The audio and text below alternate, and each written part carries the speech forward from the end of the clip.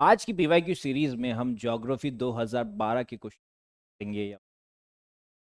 Let's start with our first question, that is with respect to that which of the following is or are cited in by the scientist as the evidence or evidences for the continued expansion of the universe। यहाँ पे हमें big bang theory के बारे में recall करना है कि एक छोटा सा एटम था, एटम में एक बैंग हुआ यानी कि एक्सप्लोजन हुआ एंड उसके बाद से वो दैट मीन्स ये एक्सपांशन या फिर हम कह सकते हैं कि जो एक्सप्लोजन है it's still under the process, यानी कि अभी भी यूनिवर्स एक्सपांड हो रहा है। तो इनमें से कौन से स्टेटमेंट्स है जो ये एक्सपांशन की थियरी को यानी कि बिग बैंग थियरी को एक्सप्लेन करते हैं?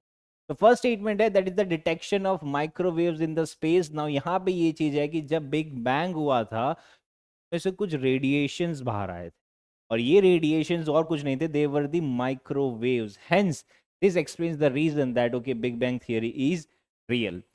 Now second is the observation of red shift phenomena in the space। Now what is this कि दो टाइप का शिफ्ट होता है, एक रेड शिफ्ट और एक ब्लू शिफ्ट। नाउ अगर आप रिकॉल करोगे विबग्योर का मैकेनिज्म तो उसके अंदर सबसे लास्ट में जो कलर होता है दैट इज रेड। रेड क्यों होता है? क्योंकि उसका एक हाईएस्ट या फिर हम कह सकते हैं कि लॉन्गेस्ट वेवलेंथ है, वेर इज ब्लू का शॉर्टेस्ट वेवलेंथ है। तो यहाँ पे हम ये चीज कह सकते हैं कि जब आपने या फिर कोई भी लाइट जब स्पेस में ट्रैवल करती है तो वो एक विबग्योर फॉर्म होती है। एंड यहाँ पे साइंटिस्ट ने ये चीज मेजर किया था कि जो लाइट्स के बीच में डिस्टेंस है वो कंटिन्यूटी बढ़ता जा रहा है। एंड उसके बेसिस पे ये कहा कि ये जो रेड शिफ्ट फिनोमेना है ये एक्सप्लेन करता है the expansion of the universe. The statement is also right. Third is the movement of asteroids in the space. ये कुछ एक्सप्लेन नहीं कर रहा है कि भाई यूनिवर्स एक्सपांड हो रहा है। Fourth is the occurrence of supernova explosions in the space. This is also not explaining. तो हम कह सकते हैं कि answer is A, that is 1 and 2 only. Next question पे अगर हम जाते हैं तो वहां पूछा है that which of these factors influence the ocean current. की ओशन करंट को क्या चीजें इन्फ्लुएंस करती है?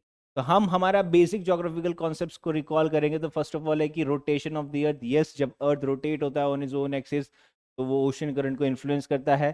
Second, air pressure and wind भी इन्फ्लुएंस करती है। Third, density of the ocean water भी इन्फ्लुएंस करता है कि हैवी वाटर नीचे जाएगा, लाइट वाटर ऊपर आएगा।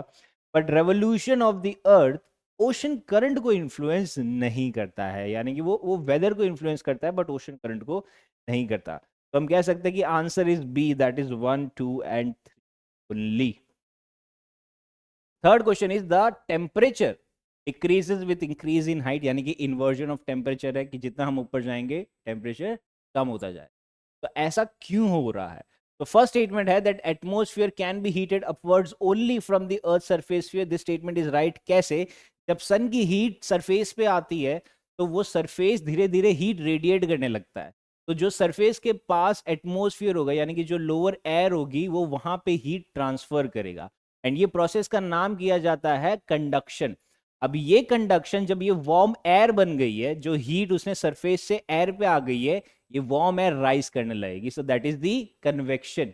अब ये जब राइज करेगी वर्टिकली फिर वो अपर एटमोस्फेरिक लेवल पे जाके वो हॉराइजॉन्टली स्प्रेड हो जाएगी। So that is known as advection. But कहने का मतलब ये है कि जब वार्म एयर कैसे बनी, जब अर्थ का सरफेस हीट होने लगा, तो कह सकते हैं कि हम कि हीट रेडिएशन से एटमोस्फेयर गर्म होने लगा। Statement is right. Now second statement is there is more moisture in the upper atmosphere। that is not right because जो इतना ज्यादा moisture होगा वो lower atmosphere पे होगा और जैसे ही वो moisture होगा वो तुरंत ही precipitate हो जाए। Third statement that the air is less dense in the upper atmosphere। this is right। why? because हमें पता है कि warm air rise कर रही है and cold air dense कर रही है, तो वो जितनी heavy होगी वो उतनी जल्दी नीचे आ जाएगी and warm air उतना जल्दी ऊपर चल जाएगा। so both the statements 1 and 3 are right। so answer is C, 1 and 3 only।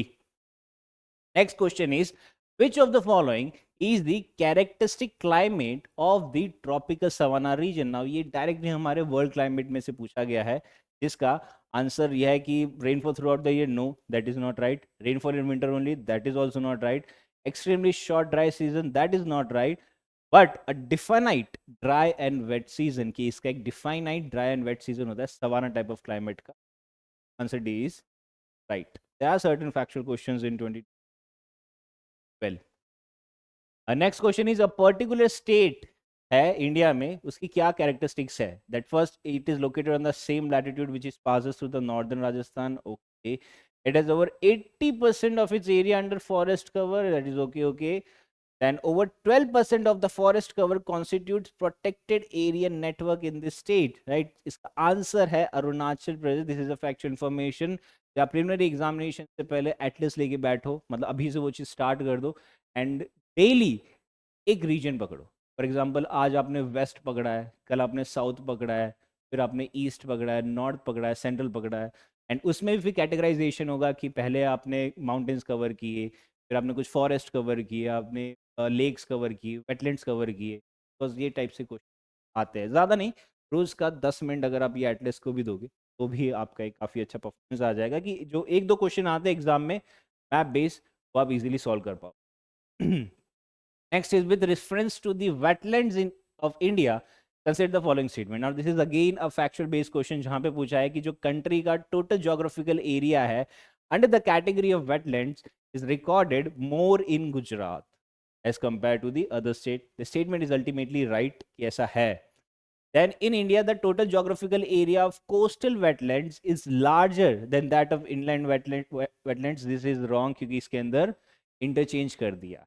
Right, so answer यहाँ पे A, one only ही आएगा.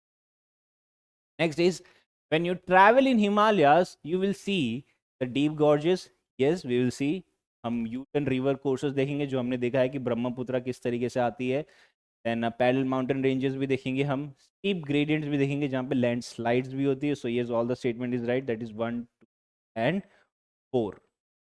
Next question is, consider the following statement that the duration of monsoon decreases from southern India to northern India. Yes, ये तो सही है क्योंकि India में monsoon आता है फ्रॉम साउथ वेस्ट डायरेक्शन. तो साउथ में जितना ज़्यादा मॉइस्चर होगा वो शेड करता जाएगा, और जितना नॉर्थ में जाएगा उतना तो रेनफॉल का ड्यूरेशन वो कम होता है. Second statement is the amount of annual rainfall in the northern plains of India decreases from east to west.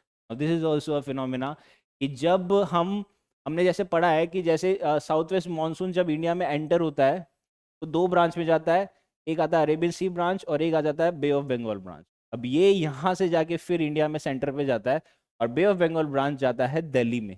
जो दिल्ली में बारिश आती है वो बे ऑफ बंगाल से आती है, एंड फिर ये दोनों मिलके फिर वेस्ट साइड जाती है. तो तब तक वो काफी ज्यादा मॉइस्चर अपना शेड कर चुकी होती है. तो हम कह सकते हैं कि जो अमाउंट ऑफ रेनफॉल है in the northern plains of India वो डिक्रीज होता है फ्रॉम ईस्ट टू वेस्ट. तो हम जितना ईस्ट टू वेस्ट जाएंगे रेनफॉल का अमाउंट है वो धीरे धीरे कम होता है.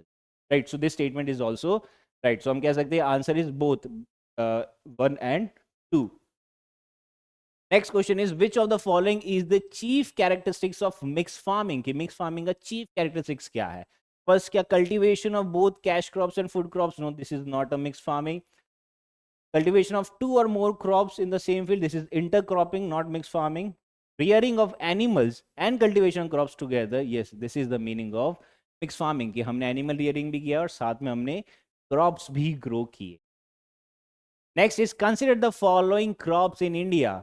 That इनमें से कौन से crop are used as pulses, fodder and green manure? Yes, cowpea, green gram and pigeon pea. All three are correct. This is factual information. हमारी बेसिक एनसीईआरटी में ये चीज क्लियरली मेंशन है. Again next is also a factual question जहां पे पूछा है कि which of the above is predominantly rain fade crops. Rain fade यानी कि ये बारिश पे ज्यादा डिपेंड करते हैं rather than irrigation facilities. Okay, groundnut, sesame and pearl millet. You know he rain-fed crop. Okay, so that was it from today's video. In the coming video, we'll be discussing more such kind of PYQ questions. Till then, stay safe and study well. Thank you.